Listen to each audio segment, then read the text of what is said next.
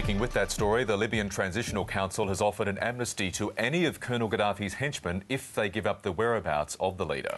And a Libyan businessman has offered more than $1 million reward to whoever can locate him. For more, Geoffrey Robertson is a member of the UN Justice Council and he joins us now from London via webcam. Geoffrey Robertson, welcome to the program. Good morning. Do you expect this offer of amnesty and the reward will go some way in the capture of Colonel Gaddafi? Again, some way to killing him, to lynching him. That's what will happen if the Libyans have their way. What you should report is actually that the offer is an amnesty for anyone who kills him, so you won't be called murder, and the money, the $1.5 million, is for capturing him dead or alive, preferably, I suspect, dead. You know, at the end of any regime, at the end of any tyrant's period, they will be strung up from lampposts. That's what Gaddafi did to many of his opponents. This is a brutal period. The Transitional National Council is made up, ironically, mainly of Gaddafi ex-ministers. They've already killed General Yunus, who was one of their number.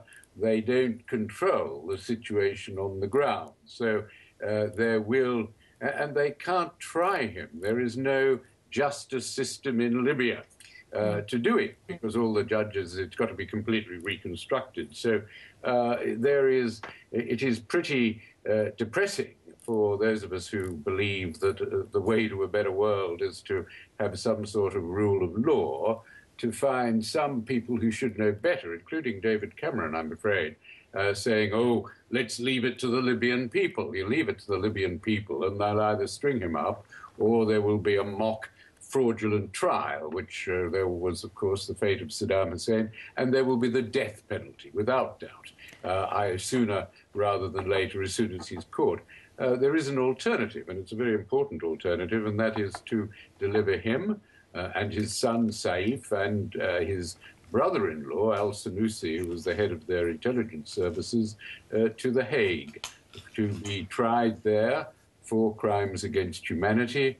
They won't be sentenced to death. They'll be sentenced to punishment to stay in prison for the rest of their lives. That's strategically important because it gets Gaddafi out of Libya. You can't have him in Libya in prison as a kind of magnet for opposition in the period to come. And it also, there's an interesting twist to this, because the ICC, the International Criminal Court, could release him to France or to Britain. And the reason why France and Britain may want to try him is that he blew up the most appalling, barbaric... Well, I was actually just going to ask you, Geoffrey Robertson, given that the ICC's jurisdiction commenced in 2002, would it necessarily be a catch-all for all of Gaddafi's entire record of crimes? No, it won't. It will only... his worst crimes, his international crimes, if you like, crimes against humanity rather than local crimes, were committed before then. They were giving the orders, I believe, to blow up the Pan Am plane over Lockerbie in Scotland, which blew 280 people into smithereens, and 6 months later blowing up a French passenger plane over Chad. Now, the French have tried to try him in absentia some years ago, and he couldn't be tried. The senior French court said he was head of state, and so he had a head of state immunity. Well, he's an ex-head of state now, and he can certainly be tried in France for that crime. He should be tried, I think, by the Lockerbie court. There is an international agreement between Libya, America, and Britain to have him tried before Scottish judges. One person has already been convicted. That was al-Megrahi, but he was the guy who set the bomb, who came from Tripoli to Malta with the bomb in the suitcase that was then sent through to Heathrow and put on the Pan Am jet. And the orders, it was a Libyan intelligence operation, the orders were clearly given by Gaddafi.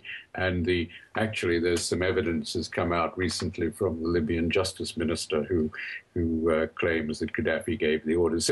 So I think that the colonel faces a pretty stark alternative. Either he will be strung up by his own people, or he will spend the rest of his days with his lawyers, which is, I suppose, a kind of torture. But in any event, he'll spend the rest of his days fighting off these very serious allegations of heinous crimes. And if he wants to live, his better, actually, the smart thing in one way for him to do would be to, if he wants to save his life, would be to reach an agreement with the West to, as it were, surrender to a Western power and to be fast-tracked to The Hague rather than put in, rather than to be shot or just killed in Libya. Geoffrey Robertson, if possible, who else within the regime, if they aren't lynched, should be brought before the ICC?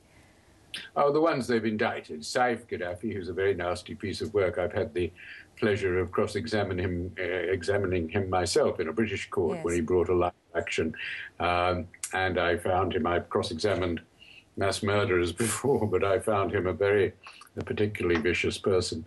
And the case was settled after a couple of hours of cross-examination because the jury, I think, was taking such a dislike to his arrogance and his viciousness. But I think the al-Senussi, who is Gaddafi's brother-in-law, is the third indictee. He was running the intelligence services at the time of the Lockerbie and the Chad bombings, and he has a great deal to answer for. There are some interesting civil actions. I think that Gaddafi at one point provided all the Semtex for the IRA bombings in Britain.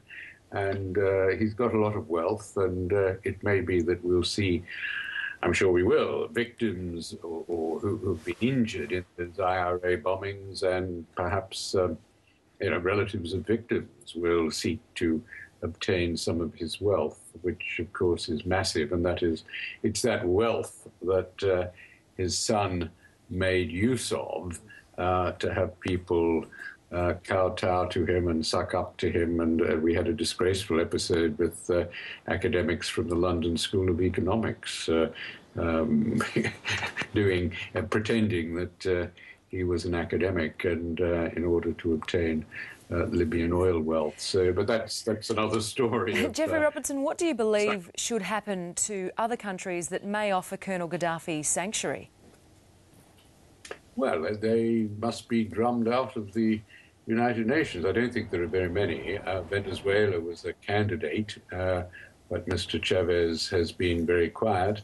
Zimbabwe, of course, is a candidate because Gaddafi has long been a friend of Mugabe, but Mugabe is 87 and slipping, and I think Zimbabwe may not be a place of refuge for very long. Mengistu, the mad Marxist mass murderer of Ethiopia, is under Mugabe's protection at the moment in Zimbabwe, but that protection, I think, may not last very long. You see, it's like Charles Taylor. My court in Sierra Leone indicted Charles Taylor at a time when we didn't think he'd be available. He was safe in Nigeria, but his money ran out a few years later, and he's in the dock, and judgment is expected on him in a few weeks' time.